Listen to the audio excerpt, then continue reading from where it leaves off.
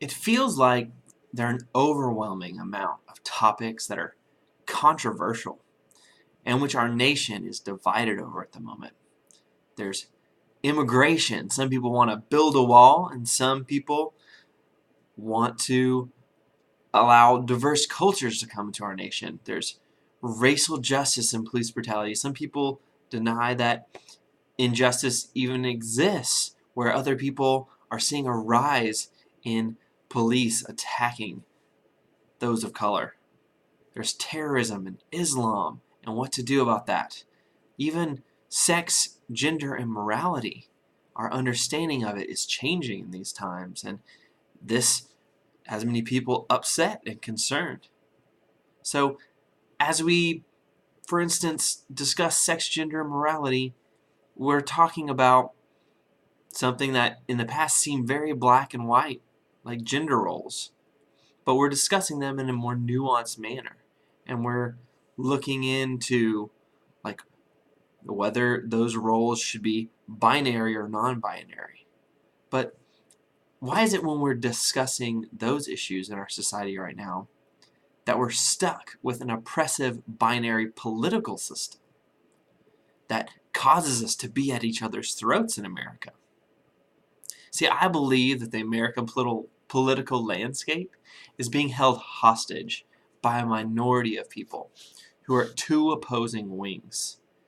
And those people ignore the overwhelming amount of what I call the exhaustive majority that makes up most of this country. Now, a really interesting study called the Hidden Tribes, you can find it at hiddentribes.us, was conducted by the More in Common Project. They surveyed 8,000 people, and they found a political breakdown in the United States that is a little bit different than most people would believe. So they found what they put together as like 7 different groups of people. Now, there was a group that they called the Progressive Activists. These people are really passionate about climate change, inequality, and poverty. They're very concerned about these issues. Now, and on the other side, there's traditional conservatives who are worried about foreign tensions, jobs, and terrorism, and a smaller group of devoted conservatives who are worried about immigration, terrorism, and the economy. Now, those groups made up about 33% total of the nation, but they are driving the political conversation of what's happening in America right now. They found in between those 4 other groups. One is the traditional liberals, who make up about 11% of our nation. They're concerned about leadership and division in society. There's a group they call passive liberals, who are worried about healthcare and racism and poverty. There's a group of about 26% of our nation that consider themselves politically disengaged. And most of these people are concerned about gun violence, jobs in our economy, and terrorism. And then there's a group of moderates that make up about 11% of the nation that are worried about division, foreign tensions, and healthcare. So the 8% of progressive activists on the left and the kind of grouped together 25% of conservatives on the right are the ones leading our political conversations, but there's this group in the middle that's just exhausted and is tired of hearing about all the things that the 8% and the 25% are concerned about. And we have other concerns, and we want a country that's more cohesive and together. So how did this breakdown in what we actually feel in our hearts and what's actually reflected in our current political system, how did that happen?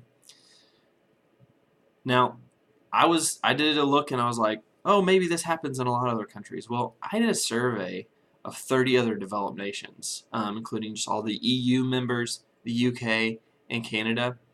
And in them, there was like 8 to 8.5 different parties represented in each of their legislatures, whereas we only have 2, or maybe 3 if you count the one independent, who is Bernie Sanders, who ran as Democratic presidential nominee recently. So that's not really that much of a different political party represented in Congress right now.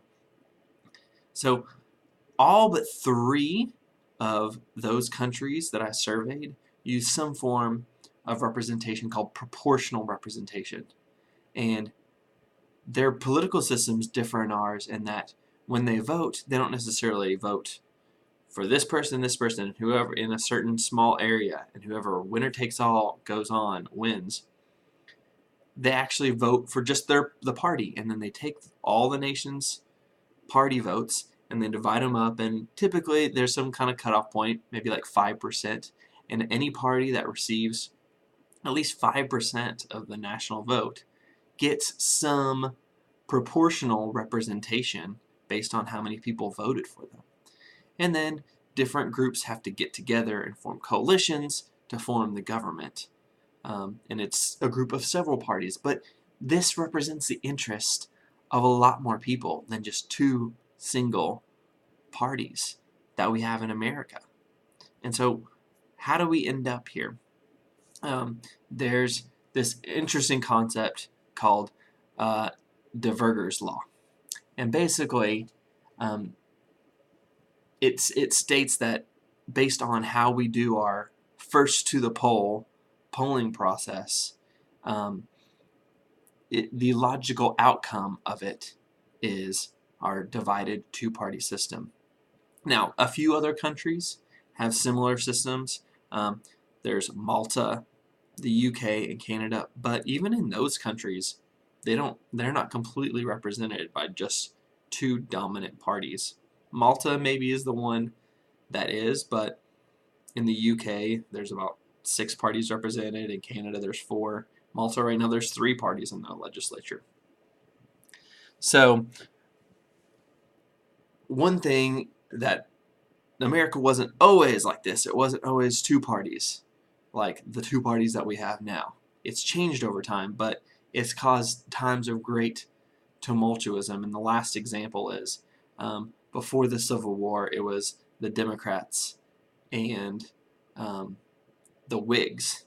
But then the Republicans came in around the Civil War area and took over basically some constituencies, and everything redivided around North and South around the Civil War time. And that's sort of how we ended up with our current party system that we have now. But even that looks a bit different because the Democrats were the states' rights, pro-slavery, and Republicans. And then a lot of the social issues have completely flipped now. But ultimately, there's something wrong with our political system. I'm not sure what it is, but we need to have a way to represent people from all of these different 7 groups and not just these 2 conservative and progressive wings that are controlling the conversation right now.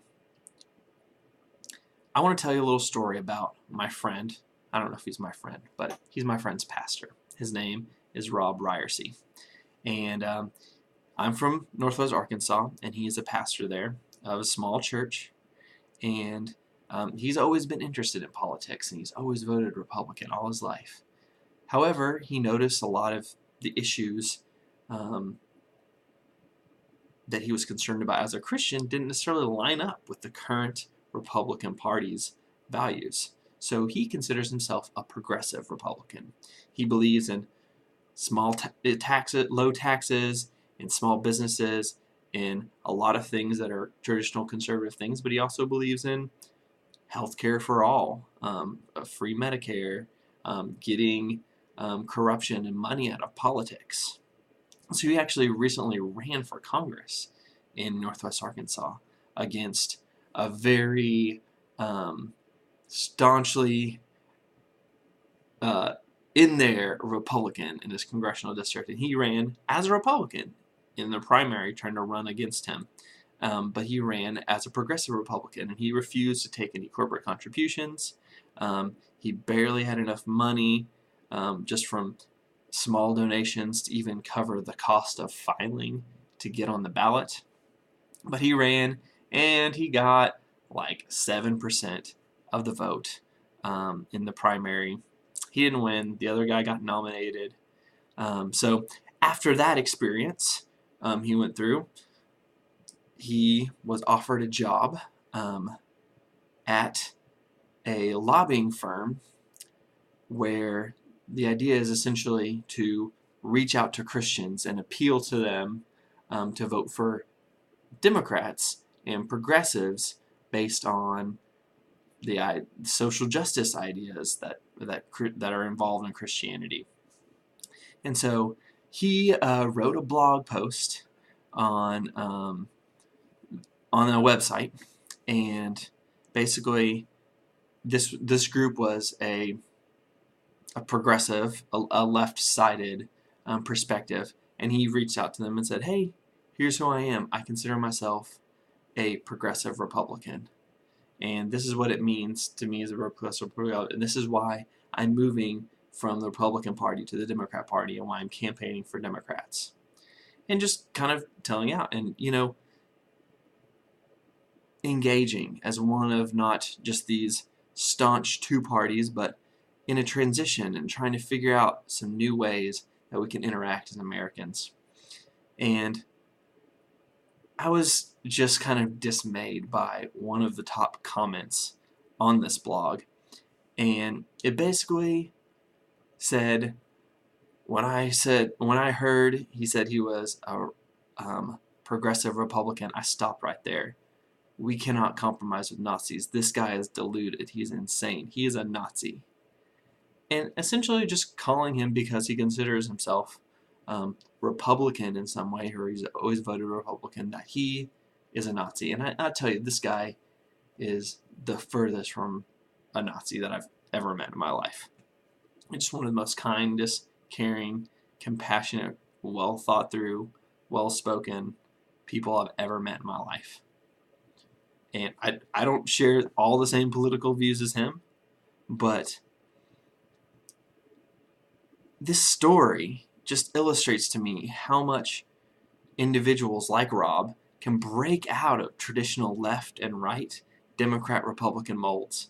But the troll who responded to him really just shows me the forces that are resisting us of breaking out of these two molds and finding some different reason and different way to interact with each other. So, in conclusion, I think we need to learn ways to compromise with each other. In the Hidden Tribes, one of the polls showed that the people in the wings, when asked whether their party should stand up, and the people they believe should stand up, or they should be willing to compromise or be uncompromising, 50% of the people in both wings, pretty much 49 on one side, 51 on the other, said we should not be compromising. Never. But of the exhaustive majority, 65% of people said we should be willing to discuss and compromise our positions. And really, the most enlightening and uplifting thing I found is that